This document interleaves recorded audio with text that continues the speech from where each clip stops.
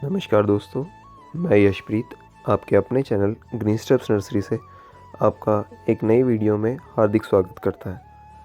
सबसे पहले तो मैं आप सभी से माफ़ी चाहूँगा कि हम आप लोगों के लिए नई वीडियोस नहीं ला पाए।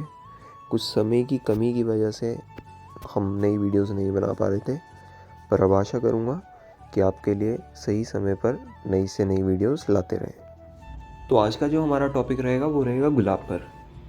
हमारे सभी कस्टमर्स की ना एक ही प्रॉब्लम रहती है कि भैया जब हम गुलाब का पौधा नर्सरी से लेके जाते हैं तो प्लांट बहुत हरा भरा होता है और बहुत अच्छी कलियां आई होती हैं, पर हम जब घर जाके उस प्लांट को लगाते हैं तो कई बार वो प्लांट सूखने लग जाता है या वो पौधा अपने आप ही पत्ते झाड़ने लग जाता है या उस प्लांट पे नई ग्रोथ नहीं आती, नए फूल नहीं आते।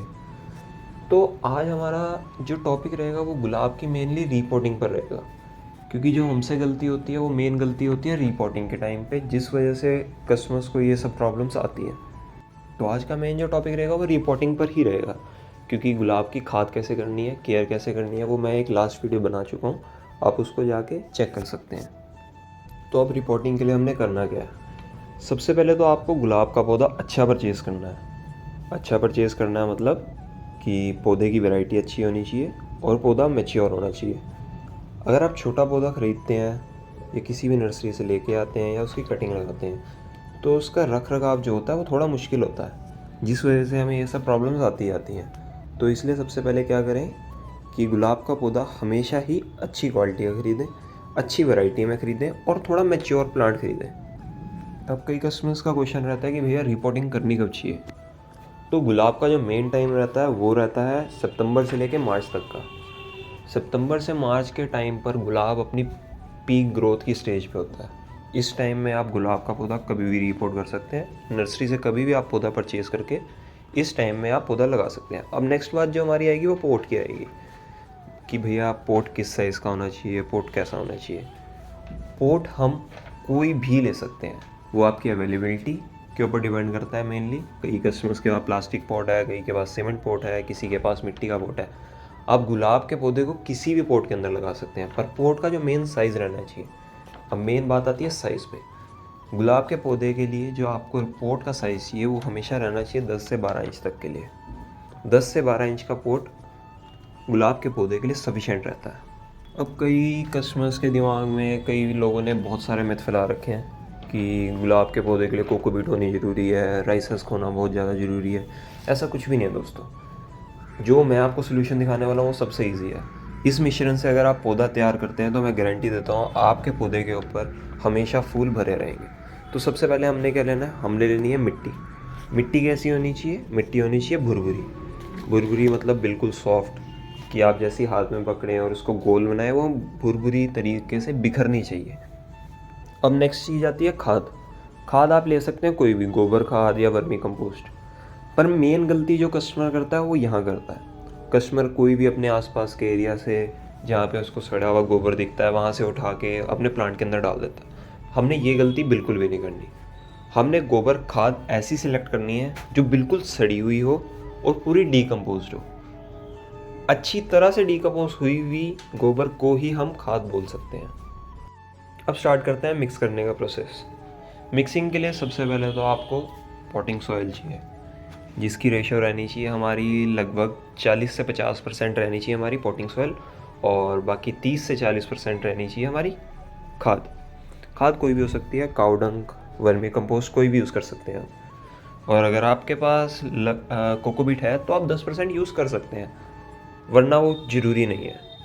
अब नेक्स्टली इसको बिल्कुल अच्छे से मिक्स कर लेंगे, क्योंकि यह रेशो सबसे बढ़िया है।